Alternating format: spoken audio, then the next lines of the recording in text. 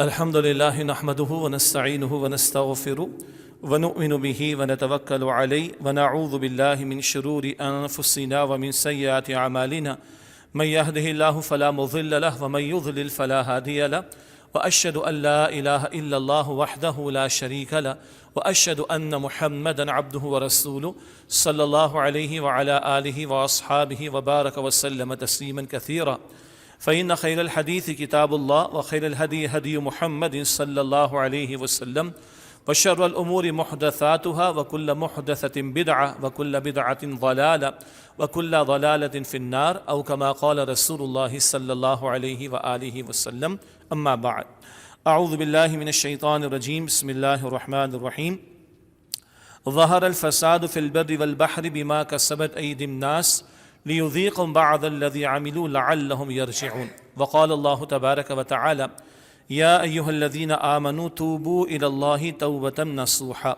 وقال الله تبارك وتعالى يا أيها الذين آمنوا ادخلوا في السلم كافة ولا تتبعوا خطوات الشيطان إنه لكم عدو مبين صدق الله العظيم اللهم صل على محمد وعلى آل محمد وبارك وسلم رب اشرح لي صدري ويسر لي أمري واحلل عقدة من لساني يفقهوا قولي واجعل لي وزيرا من أهلي آمین یا رب العالمین۔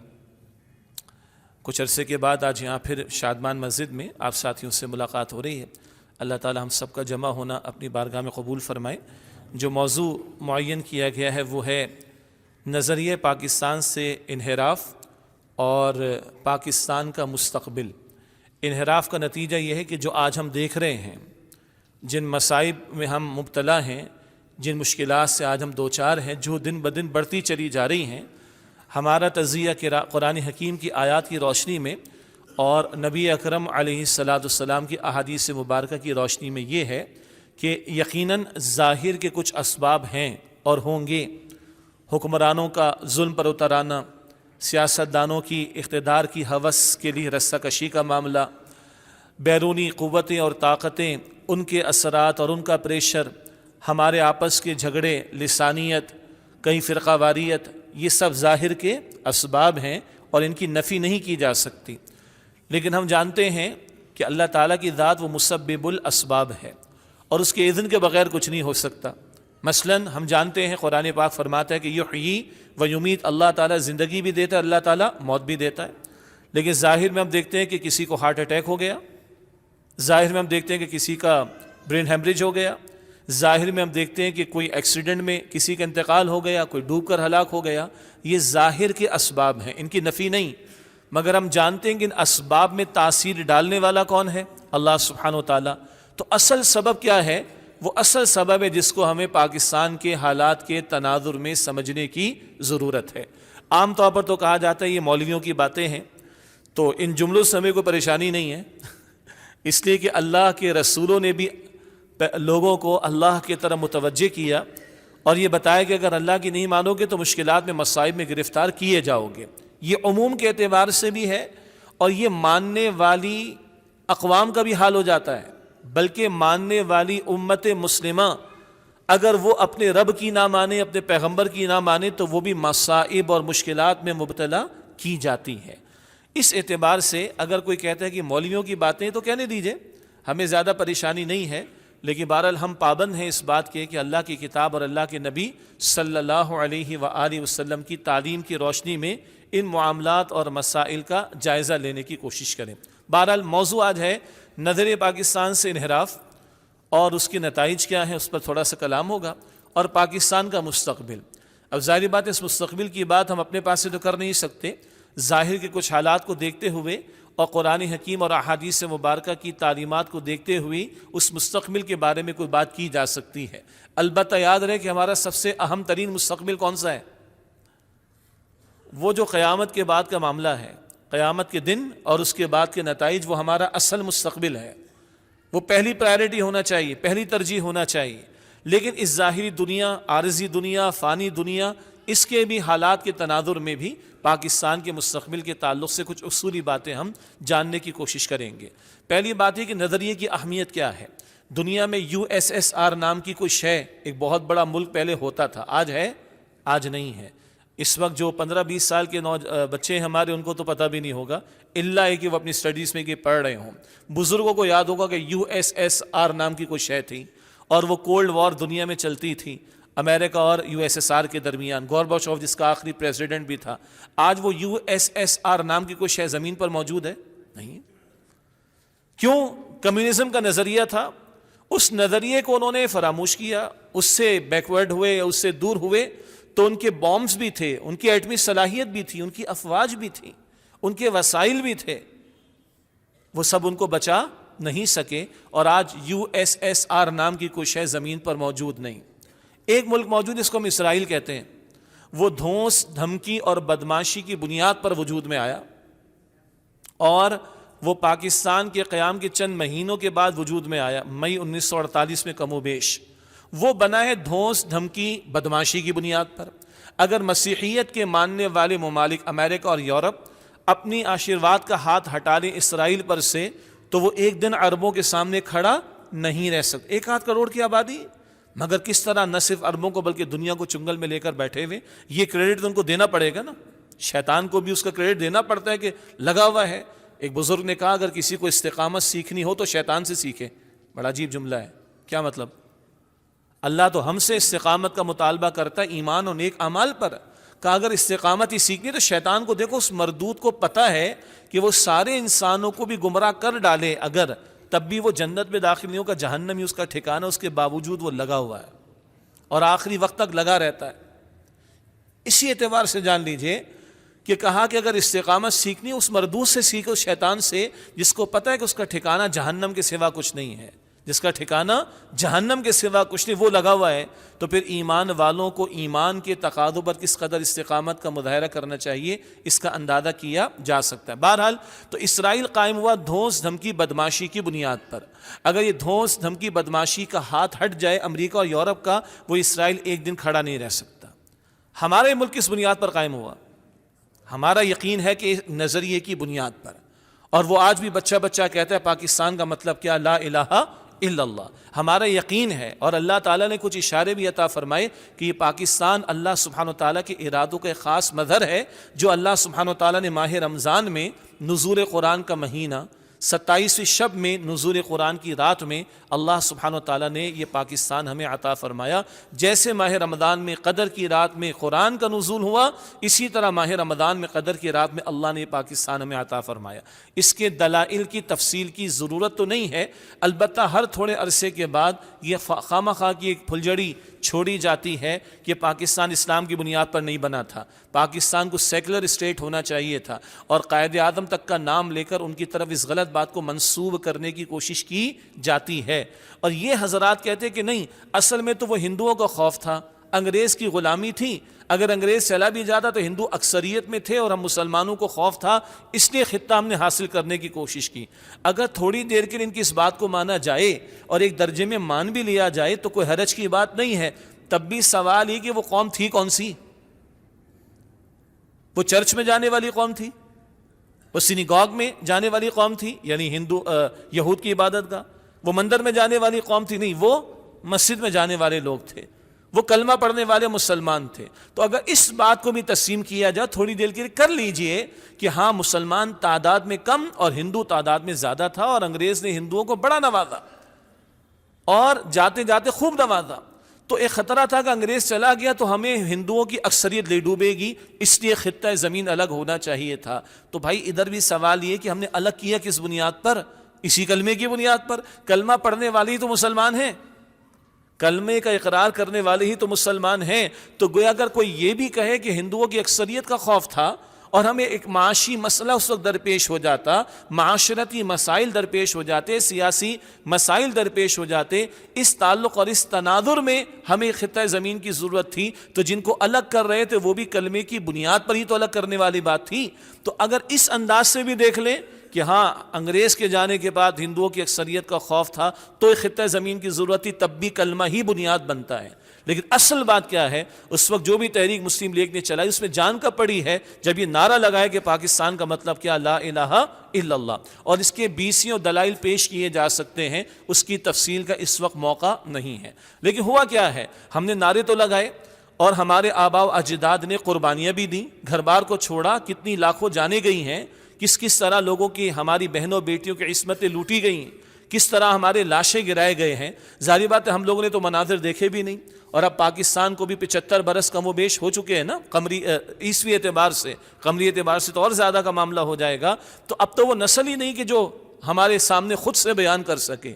ہاں کسی کے بیانات ریکارڈڈ یا کوئی 90-95 برس کا ہو تو شاید کچھ بتا سکے گا ہمیں، یا پھر ماضی کی کتابوں کو کھنگالا جائے گا اور وہاں سے تفصیلات ہمیں میسر آئیں گی کہ جانے گئی ہیں، گھر بار کو چھوڑا ہے ایک عقیدے اور نظریے کی بنیاد پر، ایک خطہ زمین کے حصول کے لیے کہ جہاں اللہ تیری کتاب اور تیرے نبی صلی اللہ علیہ وسلم کی سنت کو جاری رکھیں گے، تیرے نظام کو قائم کریں گے۔ اس مقصد کے لیے اس خطہ زمین کو ہم نے حاصل کیا، اور یہ عجیب ملک ہے ساری دنیا کے اندر۔ بقیہ 56 ممالک ہیں مسلمانوں کے، انہوں نے یہ دعویٰ نہیں کیا تھا کہ ہمیں خطہ زمین اس لیے چاہیے ہے، ہم شریعت اسلامی کو نافذ کریں گے۔ ہم واحد ہیں پوری دنیا میں، یہ اسلامی جمہوریہ پاکستان اس مملکت خداداد کے رہنے والے واحد ہیں جنہوں نے تقاضا کیا، دعویٰ کیا اور یہ اعلان کیا کہ خطہ زمین اے اللہ چاہیے جہاں تیری شریعت کو ہم نافذ کریں گے۔ اس اعتبار سے یہ مملکت خداداد بالکل یونیک ہے، انگلش میں کہتے ہیں، بالکل منفرد ہے اور امتیازی شان والی پوری دنیا میں، حتیٰ کہ مسلم ممالک میں بھی اس کی شان بالکل علیحدہ ہے۔ میں نے USSR کی بات کیوں بیان کی تھی آپ کے سامنے؟ وہ اپنے نظریے سے ہٹ گئے، کمیونزم سے تباہ ہو گئے، ختم ہو گئے، اور ان کی طاقت اور ان کی قوت اور ان کی ایٹامک پاور اور ان کی افواج ان کو بچا نہیں سکی۔ بڑی کڑوی بات ہے اگلی۔ ہمارا خیال ہے کہ ہم ایٹمی صلاحیت رکھتے ہیں، رکھتے تو ہیں، اس میں کوئی شک نہیں، ایٹم بام ہمارے پاس موجود ہے، ورنہ بہرحال بھارت کب کا ہمیں کھا چکا ہوتا۔ لیکن سوال یہ ہے کہ اگر USSR کی قوت اور طاقت اور افواج اور وسائل اس کو تباہ ہونے سے بچا نہیں سکے تو آپ کی میری اور ایٹمی صلاحیت فقط آپ کو مجھے بچا لے گی؟ بڑی کڑوی بات کر رہا ہوں، کسی غلط معنی میں مت لیجئے گا، بہت کڑوی بات کر رہا ہوں۔ آج آپ کی میری حالت کیا ہے معیشت کی اعتبار سے؟ کہاں کھڑے؟ آج آپ کے میرے پاسپورٹ کی حیثیت کیا ہے؟ کرپشن میں ہم کہاں کھڑے؟ تباہی میں ہم کہاں کھڑے؟ سیاست کے میدان میں گندگی کی انتہا، فحش گالیاں، اخلاقیات کی ساری حدود پامال، معاشرت کے اندر گندگی، بے حیائی، فحاشی پھیلتی چلی جا رہی، اور معیشت کا ستیہ ناس کچھ کہنے کی ضرورت ہے؟ آٹے کی لائن میں لگ کر لوگ بیچارے ہلاک ہو رہے ہیں۔ کل یہ لائنوں کا رخ اگر ہمارے اور آپ کے ان گھروں کی طرف ہو گیا کہ جہاں اس وقت اطمینان ہے، چند لاکھ بینک اکاؤنٹ میں پڑے ہیں، گھر میں سارا سامان موجود ہے، ہمارے گھر کے قریب کی سپر مارکیٹ کے اندر چیزیں اویلیبل ہیں، کوئی ایشو نہیں ہے، لیکن اگر یہ لگنے والی لائنیں، ان کا رخ اگر آپ کے میرے گھروں کی طرف ہو گیا تو اس ملک کا حشر کیا ہوگا؟ دوبارہ سن لیجئے گا، کیا اس ایٹمی صلاحیت کے ہونے کے باوجود بھی آج تباہی نہیں ہمارے گھر مسلمانوں، ہمارے اس مملکت کے اندر؟ معاشی حالات دیگر کو نہیں، معاشی سطح پر تباہی ہمارے سر پر مسلط ہے کہ نہیں؟ ذرا جو لوگ ایکسپورٹ کرتے ہیں ان سے پوچھ لیجئے، امپورٹ کرتے ہیں ان سے پوچھ لیجئے، کہاں کھڑا ہے آج معاملہ ہمارا تجارت کے اعتبار سے اور معیشت کے معاملات کے اعتبار سے؟ یہ ہے مسئلہ۔ اگر نظریے سے دوری ہوگی تو USSR کی تباہی ہمارے سامنے موجود ہے، اور اگر نظریے سے دوری کا معاملہ ہوگا تو بہرحال تباہی ہمارے سر پر کھڑی ہے۔ اللہ تعالی ہمیں سمجھ عطا فرمائے، توجہ کی توفیق عطا فرمائے۔ مملکت خداداد تو ہم نے حاصل کر لی اللہ تعالیٰ کے نام پر، مگر اس کے بعد کیا ہوا؟ شروع میں کچھ اچھے کام ہوئے۔ قائد اعظم نے ایک ہی محکمہ بنایا تھا، پاکستان کو ایک اسلامی ریاست بنانے کے اعتبار سے ایک ادارہ انہوں نے قائم کیا کہ وہ تحقیق کرے کہ اسلامی شریعت کو مملکت خداداد میں کس طرح قائم کیا جائے گا۔ جلد ہی انتقال ہو گیا تھا نا، ایک ہی محکمہ بنا، اور علامہ محمد اسد وہ تھے جو ایک ریورٹڈ مسلم تھے، جنہوں نے اسلام قبول کیا تھا، پہلے وہ یہودی تھے، ان کی ہسٹری پڑھیں، زبردست تاریخ ہے ان کی، اور ان کو اس کی ذمہ داری دی تھی۔ بعد میں اس ادارے کی ساری تحقیقات کو بھی غائب کر دیا گیا اور ایک تحقیق کے مطابق جلا دیا گیا۔ لیاقت علی خان مرحوم، ان کو شہید کیا گیا، اس سے پہلے ایک بڑا کام اللہ تعالیٰ نے ان سے کروا لیا۔ مسلم لیگ کے کچھ لوگوں نے کہا تھا کہ بس یہ نعرہ تھا، بس کچھ چھوکروں نے نعرہ لگا دیا تھا لا الہ الا اللہ کا، استغفر اللہ، باقی کو اور مسئلہ نہیں تھا۔ تو لیاقت علی خان نے دو ٹوک الفاظ میں کہا، اگر اس طرح کی بات ہوگی تو میں قوم سے کہوں گا ہم سے جھوٹ بولا گیا، ہم سے غداری کی گئی، ہم سے دھوکہ کیا گیا، اور میں قوم کو جا کر یہ بات بتاؤں گا۔ یہی لیاقت علی خان مرحوم تھے جن کے دور میں 1949 میں ہم نے قرارداد مقاصد بھی پاس کر دی، جس کو انگلش میں آبجیکٹو ریزولوشن کہتے ہیں، اور اس میں ہم نے طے کیا تھا کہ اس ملک میں حاکمیت، ساورنٹی اللہ کی ہوگی، اور کتاب و سنت، قرآن و سنت کے خلاف کوئی قانون سازی نہیں کی جائے گی۔ یہ بہت عمدہ ایک سٹیپ ہم نے اٹھایا، اور اس کے بعد 51 میں ان کو شہید کر دیا گیا۔ معلوم ہوتا ہے کہ ان کی اسی جرت ایمانی کے نتیجے میں چند جو جملے انہوں نے ارشاد فرمائے، اسی کی بنیاد پر واللہ اعلم ان کو شہید کیا گیا۔ اس کے بعد ایک بڑا اچھا کام ہوا کہ 31 علماء نے 22 نکات مرتب کر کے دے دیے، تمام مکاتب فکر کے علماء، چوٹی کے علماء۔ اگر یہ سوال آئے کہ بھئی کس کی شریعت نافذ کرو گے، دیوبندیوں کی، بریلوی کی، اہل الحدیث کی، شیعہ کی، سنی کی، کس کی آخر؟ تو 22 نکات انہوں نے مرتب کر کے دے دی 31 علماء نے۔ اگر ان اصولوں پر کوئی نظام پاکستان میں آتا ہے تو ہمیں کوئی اس میں اختلاف نہیں ہے۔ کتنے لوگوں کو یہ بات پہلی مرتبہ پتہ چلی؟ ہاتھ کھڑا کریں ذرا، صحیح سے ہاتھ کھڑا کر لیں۔ چلیں، ابھی بھی 30-40% لوگوں کو پہلی مرتبہ پتہ چلا۔ اچھے کاموں کے بارے میں ہمیں بتایا نہیں، لڑوانے کے لیے سارا میڈیا آگے ہوتا ہے۔ لیکن اس کے بعد کیا ہوا؟ ہم پٹری سے ہٹ گئے، ہم نے ریورس گیئر لگائے، ہمارے حکومتیں بدلتی نہیں۔ لیاقت علی خان کے بعد چند ہی سالوں میں 6 وزیر اعظم پاکستان کے بدل دیے گئے۔ اس کے بعد ایوب خان کا ماشاء اللہ آ گیا، پھر وہی سول حکمراں اور ماشاء اللہ والے، سول حکمراں ماشاء اللہ والے، یہ سلسلہ چلتا رہا۔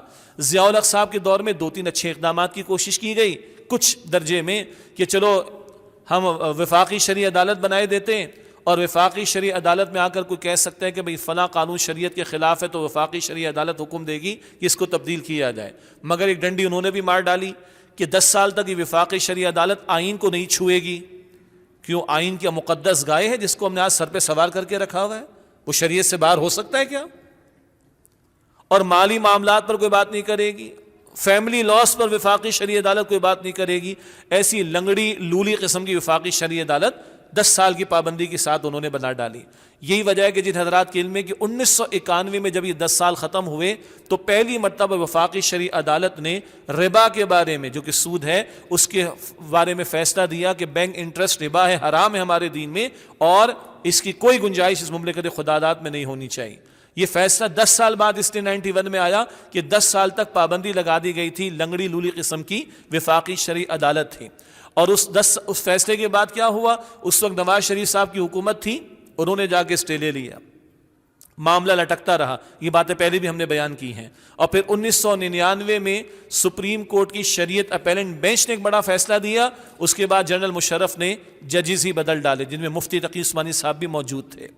اور اس کے بعد یہ معاملہ لٹکتا رہا، اور پچھلے سال 2022 میں ماہ رمضان کی 26 تاریخ کو وفاقی شرعی عدالت نے پھر فیصلہ دیا کہ بھائی یہ سارے فیصلے پچھلے بالکل بجا تھے، یہ بینک کا سود وہی ربا ہے جس کو شریعت نے حرام قرار دیا، اور اس کا خاتمہ ہونا چاہیے۔ اور آج 2023 میں ہم داخل ہو گئے، ابھی بھی وہ معاملہ وہیں کا وہیں کھڑا ہے۔ باقی شریعت کی تو بات ایک طرف رکھ دیں، اللہ تعالیٰ اور اس کے رسول سے جنگ کا معاملہ تیار بیٹھے نا، اس کے لیے ہم ٹھوک کر تیار بیٹھے ہوئے اور جاری رکھے ہوئے، 75 برس ہو چکے ہیں۔ باقی معاملات کا اللہ ہی حافظ ہے، جس پر اللہ اور اس کے اللہ تعالیٰ کہتا ہے کہ اگر یہ معاملات نہیں چھوڑتے ربا کے، سود کے، تو اللہ اور اس کے رسول صلی اللہ علیہ وسلم سے جنگ کے لیے تیار ہو جاؤ۔ آج ہم یہاں پر کھڑے ہیں۔ یہ تو میں نے ایک شریعت کے ایسے حکم کے بارے میں جس پر جو ڈراوا آیا کہ اللہ اس کے رسول سے جنگ کے لیے تیار ہو جاؤ، کسی اور معاملے پر نہیں آیا، اس کا ذکر کیا۔ باقی دین کے حوالے سے کیا معاملات ہیں کچھ اشارے میں کر دوں گا، لیکن انحراف کی اور پہلو بھی دیکھیں۔ ہم جب 1947 کے وقت کے حالات کو دیکھتے ہیں تو ہم دیکھتے تھے کہ وہاں پر اردو بولنے والا، پنجابی بولنے والا، سندھی بولنے والا، بلوچی بولنے والا، پشتو بولنے والا، بنگالی بولنے والا، سبھی تھے نا۔ یہ عجیب ملک ہے، اتنی زبانیں بولنے والے، ان کے کھانے پینے کے انداز مختلف ہیں، ان کے لباس کے انداز مختلف ہیں۔ یعنی اگر ایک بنگالی خاتون کا لباس ایک پشتون خاتون دیکھے گی تو بڑی سخت بات وہ کہے گی، اس نے لباس پہنے بھی ہے کہ نہیں پہنا، معذرت کے ساتھ، وہ جو ساڑی کا لباس ہوتا ہے، بالکل لباس الگ ہے، کھانے پینے کے انداز الگ ہیں، زبانیں الگ ہیں، خطے الگ ہیں، مگر یہ سارے کے سارے لوگ ایک کلمے پر متفق تھے۔ ایسے ہی تھا نا، ساری زبانیں اس وقت بھی تھیں، مگر کلمہ اوپر تھا، اور اس کلمے نے ہمیں جوڑا تھا، اور یہ دنیا کے اندر واحد اتنا بڑا معاملہ اس وقت ہوا تھا کہ ساری دنیا سیکولرزم کی بات کرتی تھی، یعنی اگر کسی مذہب یعنی ریلیجن کے ماننے والے ہو تو وہ معاملات تمہارے انفرادی عبادت گاہوں تک محدود رہیں گے، چرچ ہو، سینیگاگ ہو، مندر ہو یا مسجد ہو، اجتماعی معاملات کے اندر کوئی مذہبی تعلیم کو دخل اندازی کی اجازت نہیں ہوگی۔ اور ہم نے کہا کہ نہیں، حاکمیت اللہ تعالیٰ کی، سارے معاملات زندگی میں کتاب و سنت کی بالادستی ہوگی۔ ایک خطہ چاہیے جہاں اللہ کا دین نافذ ہو، صرف نماز، زکوٰۃ، روزہ، حج نہ ہو، معیشت ہو، معاشرت ہو، سیاست ہو، عدالت ہو، ریاست ہو، سارے معاملات زندگی میں کتاب و سنت کی بالادستی ہو۔ ہم نے یہ اعلان کیا۔ ساری دنیا سیکولرزم کے نعرے لگاتی تھی اور ہم نے کہا کہ نہیں، اسلام بطور دین، بطور نظام حیات ہمیں چاہیے، اور اس کے لیے خطہ زمین ہم نے حاصل کیا۔ عرض یہ کرنا چاہ رہا ہوں، وہ کلمہ تھا جس پر ہم متفق تھے، اس کلمے نے ہمیں جوڑا تھا، آج کیا ہو گیا؟ آج ہم لسانیت اور دیگر تعصبات میں مبتلا ہیں، اور آج سے کچھ عرصے پہلے 1971 میں اس وقت کے پاکستان کے کتنے حصے ہو گئے؟ 2 حصے ہو گئے، اور الگ ہونے والوں نے نام کیا رکھا؟ بنگلہ دیش۔ حالانکہ مشرقی پاکستان ایک ہو جاتا، مغربی پاکستان دوسرا ہو جاتا۔ دنیا میں 2 یمن، 2 جرمنی، 2 کوریا مثالیں موجود ہیں، تو 2 پاکستان ہو جاتے، لیکن نہیں، بنگلہ زبان کی بنیاد پر ملک قائم ہوا۔ یہ ہے جو ہمارے انحراف کا پہلا کوڑا ہم پر برسا۔ اللہ تعالیٰ نے 2 حصے کر دیے اس خطے کے، اس ملک کے، اور وہ بنگلہ دیش کھڑا، اور آج ہم یہ پاکستان، جو اللہ تعالیٰ اس کی حفاظت فرمائے، یہ پہلا کوڑا ہم پر برسا لسانیت کے نتیجے میں ہم یہاں کھڑے ہو گئے۔ اور اس کے بعد بات رکی نہیں ہے، کبھی سندھ کے اندر سندھ دیش کا نعرہ، کبھی اس کراچی کو الگ کرنے کی باتیں، کبھی بلوچستان کے اندر تحریکیں، کبھی پنجاب کے ٹکڑے کرنے کی باتیں۔ جہاں تک انتظامی اعتبار سے یونٹس کو چھوٹا رکھنے کی بات ہے، کوئی حرج نہیں۔ آج اگر 5-6 صوبے ہیں تو 20 کر لیں۔ افغانستان میں 20-25 صوبے ہیں، 3-4 کروڑ کی آبادی ہے، تو 22 کروڑ کا اگر 22 صوبے ہو جائیں، 25 صوبے ہو جائیں، انتظامی اعتبار سے کوئی ایشو نہیں۔ انتظامی یونٹ جتنا چھوٹا ہوگا اس کو مینیج کرنا اتنا آسان ہوگا۔ اللہ کے رسول کے ایک اور اعتبار سے حدیث ہے جس کی ہم خلاف ورزی کرتے ہیں، اتنا بڑا شہر سنبھالا جا رہا ہے جب سے کراچی۔ حضور نے فرمایا جب شہر بڑے ہوں تو نئے شہر آباد کیا کرو، شہر جب بڑے ہوں تو نئے شہر آباد کیا کرو۔ اور آج ہم کاسموپولیٹن سٹیز کے اندر جو مسائل دیکھ رہے ہیں وہ مینیج ہو کے نہیں دے رہا۔ یہ ہے مسائل جو ہم سنت کو فراموش کریں گے تو نتائج ہمارے سامنے آتے ہیں۔ بہرحال تو جہاں تک اس کا تعلق ہے کہ انتظامی یونٹس چھوٹے ہوں، آپ 20 صوبے کر دیں، 50 کر دیں، کوئی ایشو نہیں، لیکن ہم کہیں نہیں، زبان کی بنیاد پر الگ کرو، تو بے ٹکڑے پاکستان کے 36 ہونے چاہیے، 36 قسم کی زبانیں بولنے والے لوگ موجود ہیں۔ لیکن ہم نے کہا نا یہ ہے ہی ملک منفرد قسم کا۔ دنیا میں ایک زبان بولنے والے فرینچ ہے، فرانسیسی، ان کا ایک ملک ہے فرانس۔ دنیا میں ایک نسل کے لوگ ہیں جرمن، وہ ایک ملک ہے جرمن۔ دنیا میں انڈونیشیا، ملیشیا ایسے ممالک ہیں کہ جن کے ہاں جزیرے ہی جزیرے، ایک جیسا خطہ ایک ملک بنا ہوا ہے۔ یا دنیا میں کوئی ملک ہوتا ہے جس کو تاریخی حیثیت حاصل ہوتی، چین ہے 5000 سال پرانی تاریخ ہے، مصر ہے 5000 سال پرانی تاریخ ہے، ٹھیک ہو گیا۔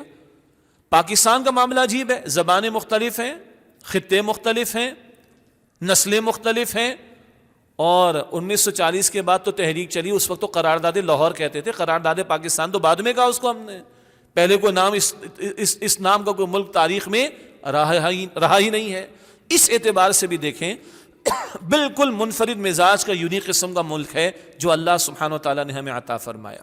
باقی انحراف یہ تو لسانیت کی بات ہو گئی، اور شریعت کے حکم کے حوالے سے سیریس ہونا، سود کے معاملے کو دیکھ لیں ہم کتنے سیریس ہیں، اور نیچے سے اوپر تک آ جائیں، انفرادی سطح پر دیکھ لیں، فرض نماز ادا کرنے والے باقاعدہ 5 وقتہ نماز مقررہ اوقات میں کتنے فیصد لوگ ہیں ہمارے یہاں؟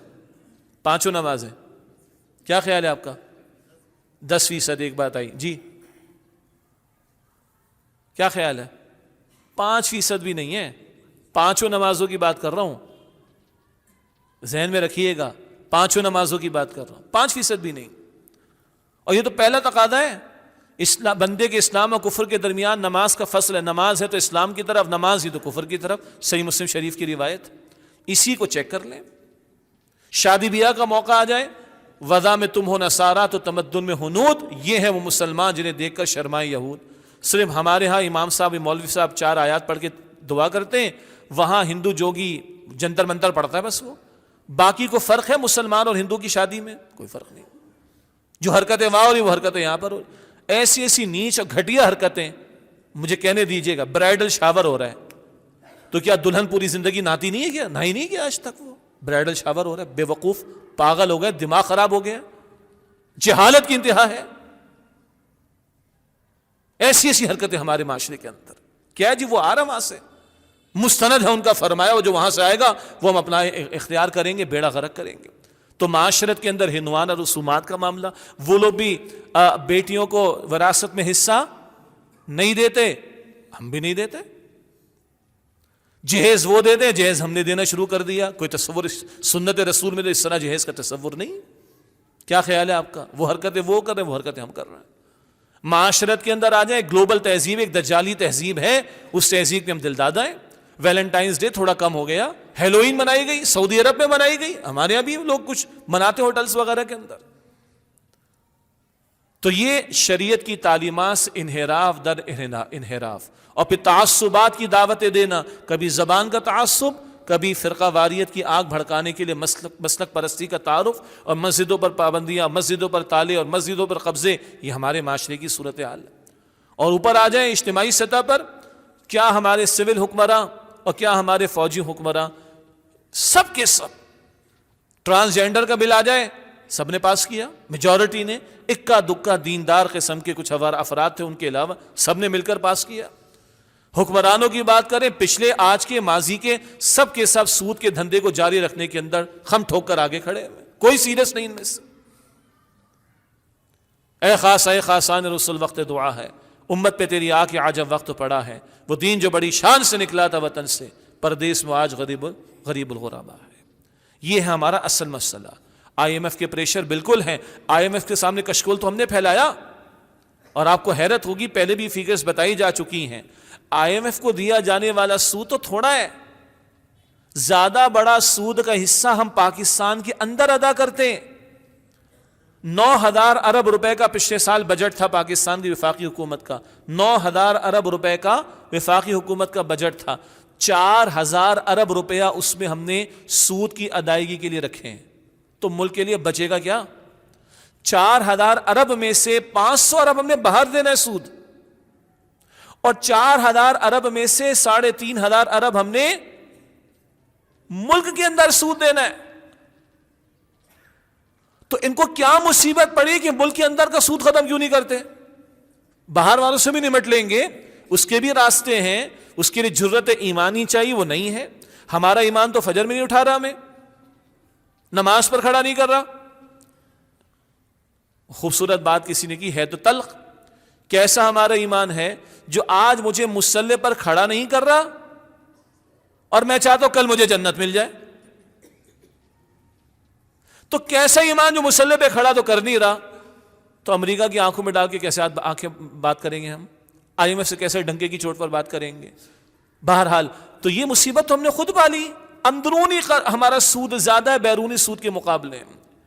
ایک ادارہ کئی کا ہوگا، وہ پیٹرول لیتا ہوگا پی ایس او سے اور پیمنٹ کرتا ہوگا لیٹ، وہ اس کو سود دیتا ہوگا. تو کئی والے اپنی کراچی الیکٹرک اپنی جیب سے دیں گے، وہ آپ سے مجھ سے وصول کریں گے، وغیرہ وغیرہ. آپ گنتے چلے. آپس میں کارپوریشنز، یہ بڑے بڑے ادارے ایک دوسرے کے اوپر سود کے اندر ملوث ہیں. پستی عوام ہے، مرتی عوام. اور عیاشیاں کرنے والے، ہر ایک نے نعرے لگائے نیب کو ہم ایکٹیویٹ کریں گے، پیسہ وصول کریں گے. کیا ملا اس قوم کو؟ جس کا ہاتھ پڑتا ہے وہ اپنے بچانے کے چکر میں، دوسرے کو پھنسانے کے چکر میں. پھر حکومت بدل جاتی ہے، وہ اس کو پھنسانے کے چکر میں، اپنے آپ کو بچانے کے چکر میں. میجورٹی کا حال یہی. اللہ کے دین کے ساتھ مخلص نظر نہیں آتے ہمیں، الا ماشاءاللہ، الا ماشاءاللہ. یہ اللہ ماشاءاللہ بہت ہلکے سے میں کہہ رہا ہوں. ان کی ترجیحات میں اللہ کی شریعت نظر نہیں آتی.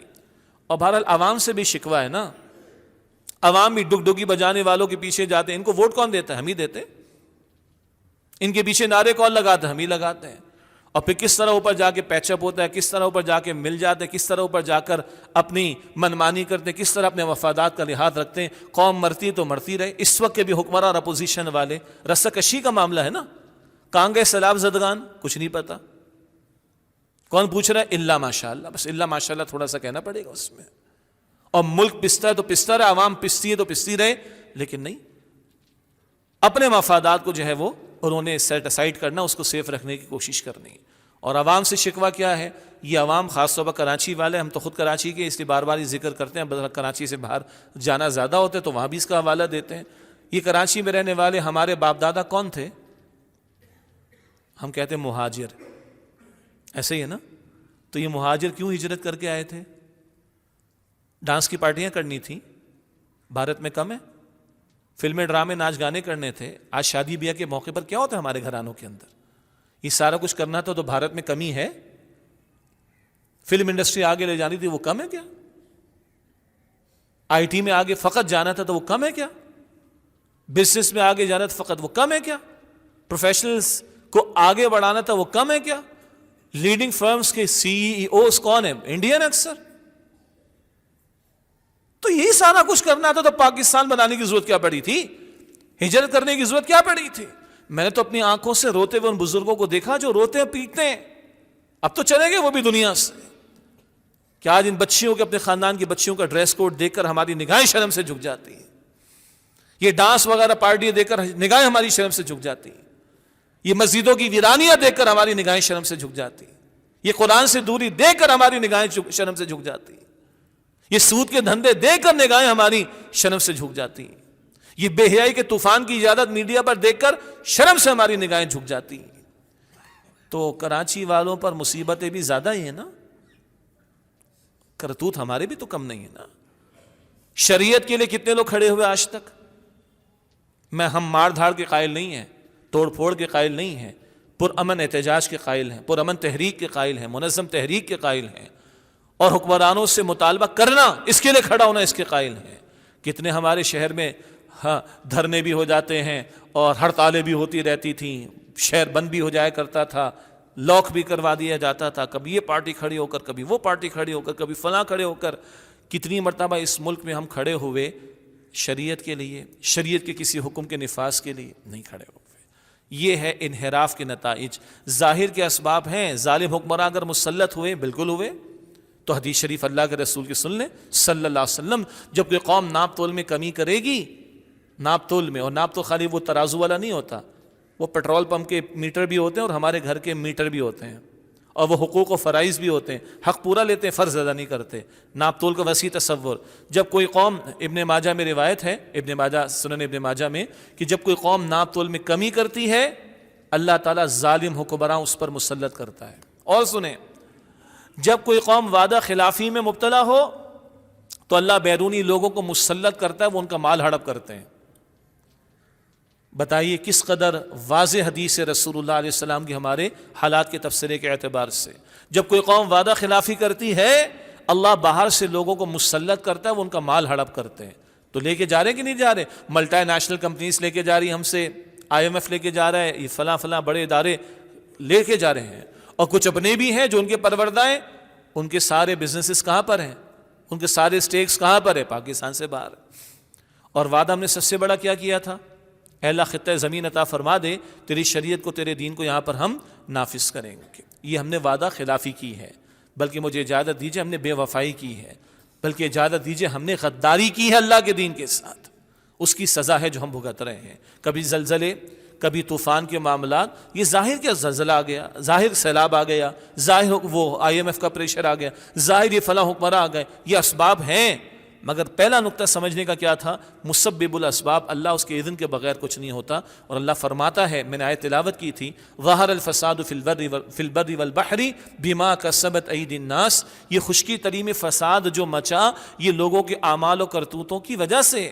لیذیقہم بعض الذی عملوا، تاکہ اللہ ان کے کچھ کرتوتوں کا مزہ ان کو چکھائے. لعلہم یرجعون، تاکہ وہ لوٹیں اللہ سبحانہ و تعالیٰ کی طرف. یہی توبہ کی دعوت مستقل دیتے رہے اور دیتے رہیں گے. سارے تجزیے ہو جاتے ہیں اخبارات میں اور میڈیا پر اور یوٹیوب پر. اب تو ہر بندہ ایک اپنی، آپ کو پتہ نہیں پوری دنیا بنائے بیٹھا ہے. ہر بندہ، دوسرا بندہ یوٹیوب پہ اپنا چینل بنا کر بیٹھا ہوا ہے. یہ سارے تجزیے ہو رہے ہیں، مگر اکثر و بیشتر ان تجزیوں میں اللہ تعالیٰ کا حوالہ، مسبب الاسباب اللہ سبحانہ و تعالیٰ کا حوالہ، کل اس کائنات کا اختیار رکھنے والا اللہ سبحانہ و تعالیٰ اس کا حوالہ، کچھ اس نظریہ پاکستان سے انحراف اور اللہ کے دین سے دوری اور اللہ کی شریعت کے نفاذ سے دوری، اس جرم کا حوالہ اکا دکا دو چار افراد ہیں جو صحافی وغیرہ، باقی میجورٹی تو اس تصور کی طرف دیکھنے کو تیار ہی نہیں۔ اور اللہ کی کتاب دو ٹوک انداز میں بتاتی، وما اصابکم من مصیبت فبما کسبت ایدیکم ویعفو عن کثیر، تم پر جو مصیبتیں آتی تمہارے اپنے کرتوتوں گناہوں کی وجہ سے، ویعفو عن کثیر، بہت سی باتوں کو تو ہم معاف کر دیتے ہیں۔ یہ تو ہے انحراف جس کے نتائج آج ہمارے سروں پر ہیں۔ اللہ تعالی ہمارے حال پر ہے فرمائے یقیناً بڑی دیگرگوں صورتحال ہے، اور کوئی شک نہیں بہت شدید ترین مسائل ہیں۔ میں نے جو الفاظ درمیان میں کہے سوچ سمجھ کر کہے ہیں، مجھ سمیت آپ کے میرے گھرانوں کے اندر ابھی شاید کوئی پرابلم نہیں ہے، ہم آرام سے سپر مارکیٹ چلے جاتے ہیں اور اے ٹی ایم کارڈ سے پیمنٹ کر دیتے ہیں، یا ڈیبٹ کارڈ سے پیمنٹ کر دیتے ہیں، کیش سے پیمنٹ کر دیتے ہیں، چاہے وہ آٹا کتنے کو کراس کر جائے اور چاہے پیٹرول کتنے کو 250 کو پہنچ جائے۔ شاید آپ کو مجھے کئی لوگوں کو ابھی فیل نہیں ہو رہا، مگر بہت سے لوگ فیل کر رہے ہیں۔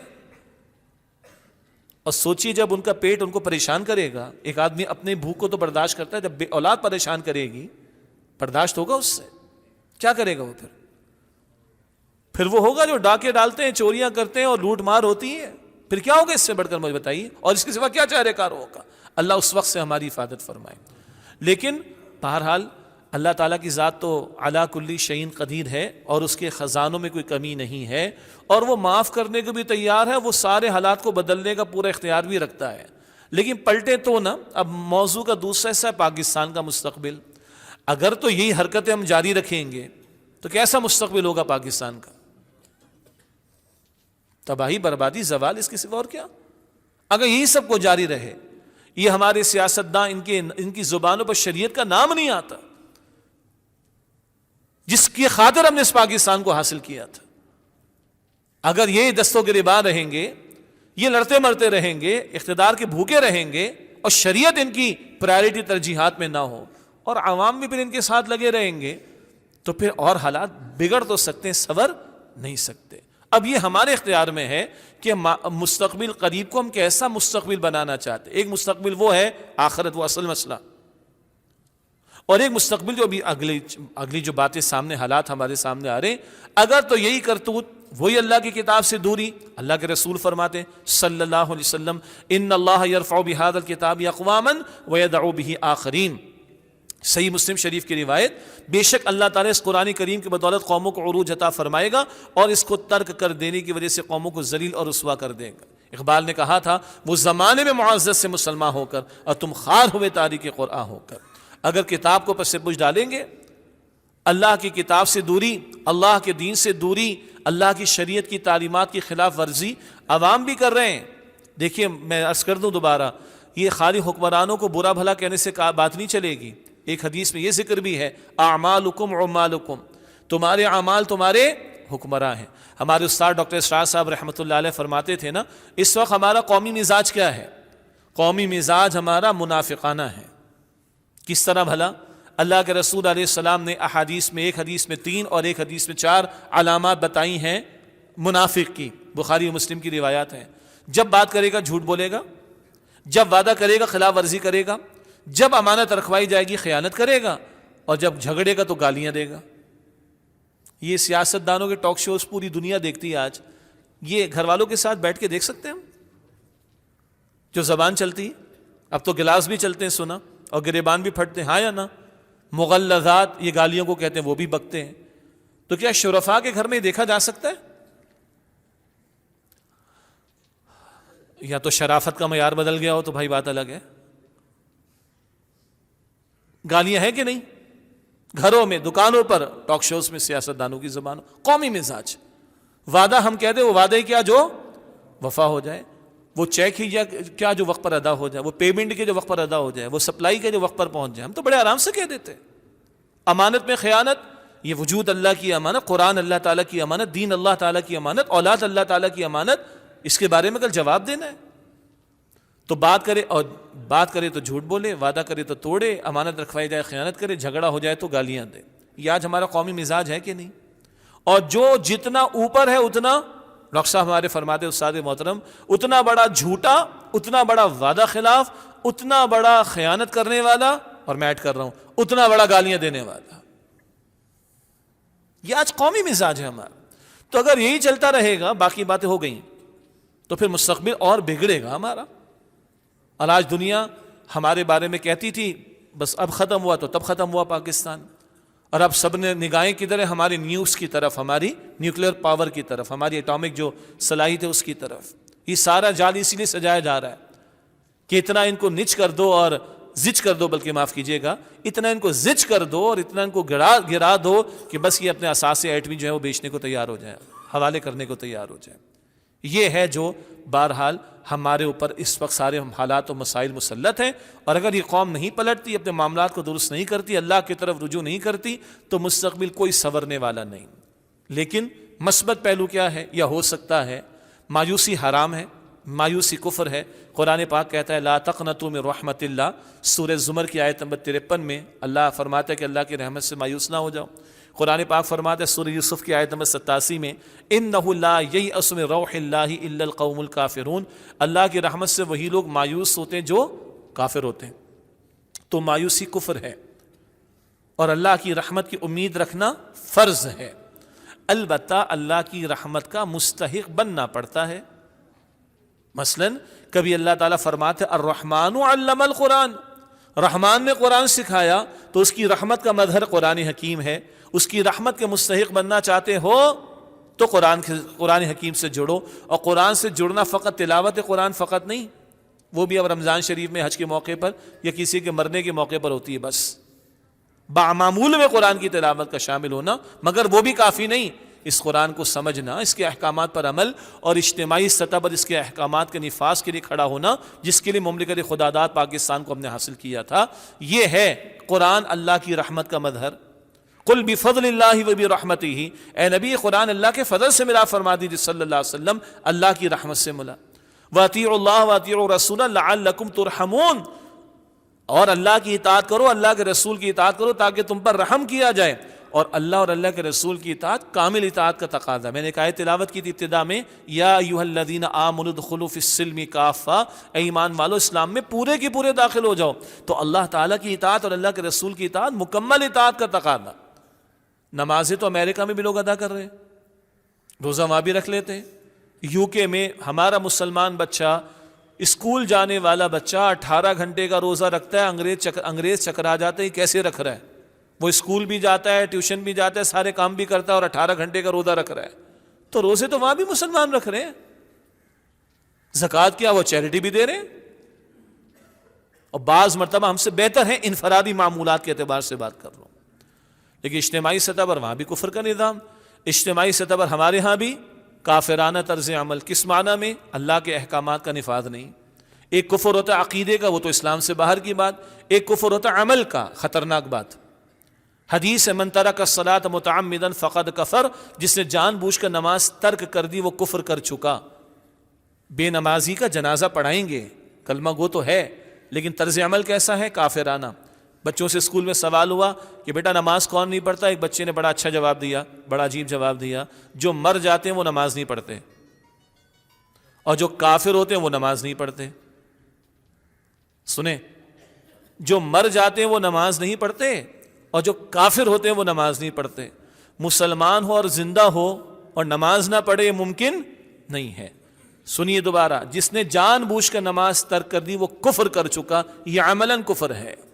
اور اللہ کے جتنے احکامات ہیں، سود کو ختم کرو، جوئے کو ختم کرو، شراب کو چھوڑ دو، بے حیائی کو چھوڑ دو، وراثت کے احکامات پر عمل کرو، زکوٰۃ کے احکامات پر عمل کرو، عشر کے احکامات پر عمل کرو، سزائیں اللہ تعالیٰ نے بتائیں ان احکامات پر عمل کرو.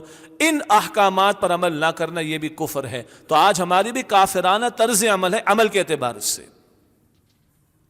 جب تک اس سطح پر اسلام پر عمل نہ ہو، اللہ کہتے ہیں اطیعوا اللہ واطیعوا الرسول لعلکم ترحمون، اللہ کی اطاعت کرو، رسول کی اطاعت کرو صلی اللہ علیہ وسلم، تاکہ تم پر رحم کیا جائے. تو اگر آج ہم رحمت الہی کے مستحق بننا چاہتے ہیں تو اللہ اور اس کے رسول کی اطاعت کی طرف آنا ہوگا. اپنی ذاتی حیثیت میں فوراً میرے اس 5-6 فٹ کے وجود سے متعلق جو احکامات، میرے گھر سے متعلق جو احکامات ہیں، فوراً عمل کرنا ہے. اور اجتماعی سطح پر عمل کرانے کے لیے جد و جہد کرنا یہ ہمارا فرض ہے. اور سچی بات ہے کہ اس طرف قوم کی توجہ نہیں، اسی لیے اللہ تعالیٰ کی رحمت متوجہ نہیں ہو رہی ہماری طرف. اگر ہم چاہتے ہیں کہ اللہ کی رحمت متوجہ ہو، قرآن کو لے کر کھڑا ہونا اس انفرادی زندگی میں اور اجتماعی زندگی میں، اس کے نفاذ کی جد و جہد، اللہ کی رحمت کا مستحق بننے کے لیے پورے کے پورے اسلام میں داخلے کا تقاضا ہے، پوری اطاعت کا تقاضا ہے، انفرادی سطح پر فوراً عمل کرنا فرائض و واجبات پر، گناہوں کو چھوڑنا، اور اجتماعی سطح پر اس کے نفاذ کے لیے جد و جہد کرنا، اسی کا نام توبہ ہے۔ قرآن پاک کہتا ہے یا ایھا الذین آمنوا توبوا الی اللہ توبۃ نصوحا، اے ایمان والو اللہ تعالیٰ کے حضور توبہ کرو، سچی اور پکی توبہ۔ اور ایک توبہ ایک پوری قوم نے کی تھی، یہ مثال قرآن پاک ہمیں دیتا ہے سورہ یونس کی آیت نمبر 98 میں۔ یونس علیہ السلام کی قوم کا ذکر، اس قوم کے لیے اللہ کے عذاب کا فیصلہ ہو گیا، قوم نے عذاب کے آثار دیکھ لیے، قوم ڈر گئی، دل لرز گئے، اور ساری قوم میدان میں آ گئی، اپنے گھر والوں کو، عورتوں کو، بوڑھوں کو، بچوں کو، جانوروں کو لے کر میدان میں آ گئے، جھک گئے اللہ کے سامنے۔ اللہ نے آئے ہوئے عذاب کو ان پر سے ٹال دیا۔ یہ واحد مثال ہے، ورنہ کسی قوم کو جب عذاب کے آثار آ گئے تو اللہ تعالیٰ نے مہلت نہیں دی۔ واحد مثال یونس علیہ السلام کی قوم کی، اور یہ سورہ یونس آیت 98 ہے، یہ قیامت تک آیت پڑھی جائے گی۔ تو اگر آج ہمارے دل بھی کانپ اٹھے اللہ کی یاد سے، اللہ اکبر، اللہ ہلاتا ہے ہمیں، اللہ کا کلام خدا کی قسم سمجھ آئے تو ہلاتا ہے۔ الم یأن للذین آمنوا ان تخشع قلوبهم لذکر اللہ وما نزل من الحق، ابھی ایمان والوں پر وقت نہیں آیا ان کے دل کانپ اٹھے اللہ تعالیٰ کی یاد سے، اور وہ جو حق میں سے اللہ نے قرآن نازل فرمایا اپنا کلام، اس کی وجہ سے ان کے دل کانپ اٹھے۔ یہ قرآن تو پہاڑوں کو ہلا دیتا ہے نا، لو انزلنا هذا القرآن على جبل لرأيته خاشعا متصدعا من خشیۃ اللہ۔ اگر تم دیکھتے یہ قرآن کسی پہاڑ پر ہم نازل کرتے تو کیا دیکھتے؟ تم دیکھتے کہ وہ اللہ کی خشیت سے دب کر پھٹ کر ریزہ ریزہ ہو جاتا۔ یہ پہاڑوں کو ہلا دیتا ہے۔ اللہ کی یاد سے کوئی دل لرزتے ہمارے؟ اللہ کے کلام سے کوئی دل لرزتے ہمارے؟ آج ہم یہ اللہ کی یاد کی لذت، اللہ کے ذکر کی لذت، اللہ کی طرف پلٹنا اور آنکھوں کا یہ ٹپکنا، اس لذت کو بھلا گئے، مس کر گئے۔ لیکن اللہ تو تیار ہے، اللہ فرماتا ہے تم سارے کے سارے گناہ گار ہو جاؤ اور تمہارے گناہ آسمانوں کی بلندیوں کو پہنچ جائیں، میری رحمت اس سے بھی زیادہ وسیع۔ یہ مفہوم حدیث ہے، سبقت رحمتی علی غضبی، اللہ فرماتا ہے حدیث شریف میں، بخاری شریف میں حدیث قدسی، میری رحمت میرے غضب پر سبقت لے گئی ہے۔ آؤ تو صحیح، قل یا عبادی الذین اسرفوا علی انفسہم لا تقنطوا من رحمت اللہ ان اللہ یغفر الذنوب جميعا انہ هو الغفور الرحیم وانیبوا الی ربکم واسلموا لہ۔ یہ پوری بات آنی چاہیے۔ اے میرے نبی ان بندوں سے فرما دیجیے صلی اللہ علیہ وسلم جنہوں نے اپنی جانوں پر زیادتی کر لی، اللہ کی رحمت سے مایوس نہ ہو جانا۔ اللہ چاہے تو سارے گناہوں کو معاف فرما دے، بے شک اللہ غفور رحیم ہے، مگر پلٹو اللہ کی طرف اور اپنے آپ کو جھکا دو اللہ کے حضور، اس سے پہلے کہ تم پر عذاب آ جائے۔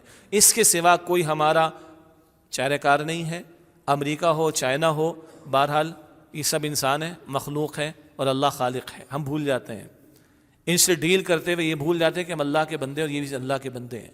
ہم ڈیل کرتے ہوئے بھول جاتے ہیں کہ اللہ ساری کائنات کا رب ہے اور اللہ کے خزانوں میں کوئی کمی نہیں ہے۔ جب تک یہ جرت ایمانی نہیں آئے گی، نہ ہم IMF کو کچھ کہہ سکتے ہیں، نہ ان کی آنکھوں میں آنکھیں ڈال کر بات کر سکتے ہیں، اس لیے کہ پیچھے بیس مضبوط نہیں ہے نا۔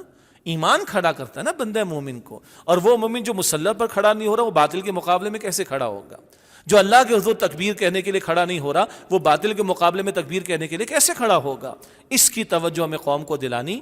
نہ کہیں جہاں میں اما ملی، جو اما ملی تو کہاں ملی، میرے جرم خانہ خراب کو تیرے عفو بندہ نواز میں۔ اور وہ ایک سجدہ جسے تو گراں سمجھتا ہے، 1000 سجدوں سے دیتا ہے آدمی کو نجات، اسی کی طرف آنا ہوگا تو حالات سنوریں گے، تو مستقبل بہتر ہے، اور اللہ اس مملکت سے کام لے گا انشاءاللہ تعالی۔ اللہ نے بہت مرتبہ اس کی حفاظت فرمائی ہے، اللہ تعالیٰ نے دنیا کے حالات ایسے کر دیے۔ اب آپ سوچیں نا، پڑوس میں اگر چائنا نہ ہو تو امریکہ کو آنکھیں کیسے دکھا سکتے تھے ہم؟ وہ چائنا تھپکایا تو امریکہ کو آنکھ دکھائی نا۔ اب سعودیہ والوں کو بھی ضرورت پیش آئی تو انہوں نے بھی چائنا کے صدر کو وزٹ کرا لیا۔ یہ الگ بات ہے، ہم پھر امریکہ کے سامنے جھک رہے ہیں اور پھر امریکہ کی طرف ہمارا ٹلٹ ہو رہا ہے۔ کیا ملا وہاں سے؟ امریکہ بدماش سے کیا ملا ہمیں؟ تو بہرحال اس ایک اللہ کی طرف پلٹنے کی ضرورت، اور اس کا مطلب صرف دعا کرنا، رونا دھونا فقط نہیں، اپنے اعمال کو درست کرنا، سچی توبہ کرنا، اور اجتماعی سطح پر جس مقصد کے لیے ملک مملکت کو ہم نے حاصل کیا تھا، اس شریعت کے نفاذ کے لیے اپنے تن من دھن کو لگانا، اس کے سوا کوئی چارہ کار نہیں ہے۔ اور آخری بات، سب سے آخری بات، ملک کے حالات سوریں نہ سوریں، بدلے نہ بدلیں، او بھائی میں ابھی مر گیا تو میں کیا جواب دوں گا اللہ کو؟ یہ ہے سب سے بڑے مستقبل کا معاملہ، آخرت کی زندگی۔ اس لیے بھی مجھے اسلام پر عمل کرنا ہے تاکہ کل کامیاب ہو جاؤں، اس لیے بھی اپنی ذات پر شریعت کو نافذ کرنا ہے تاکہ کل کامیاب ہو جاؤں، اور اگر آج پوری شریعت پر عمل نہیں کر پا رہا تو میں گناہ گار ہوں، مجھ سے جرم ہو رہا ہے، مجھے اس کا کفارہ دینا ہے کہ میں دعوت دین اور نفاذ دین اور اقامت دین کی جد و جہد میں اپنے آپ کو کھپاؤں تاکہ ابھی میری موت واقع ہو جائے، چاہے حالات نہ سنوریں، میں رب کے سامنے معذرت رکھوں، یا اللہ جتنا میرے لیے ممکن تھا میں نے تیرے دین پر عمل کیا، جہاں ممکن نہیں تھا وہاں میں نے کوشش کی، وہاں میں نے محنت کی، اور وہ محنت اجتماعی سطح پر ہوگی، منظم جماعت کی صورت میں ہوگی، اس سے کمتر پر نہیں۔ یہ اگر کر رہے ہیں تو اللہ کے سامنے اپنا عذر پیش کریں گے، اللہ رحم فرمائے گا، معاف فرما دے گا۔ یہ سب سے بڑے مستقبل کا معاملہ۔ اللہ تعالیٰ مجھے اور آپ کو ہم سب کو سچی پکی توبہ کی توفیق عطا فرمائے۔ وآخر دعوانا الحمد للہ رب العالمین۔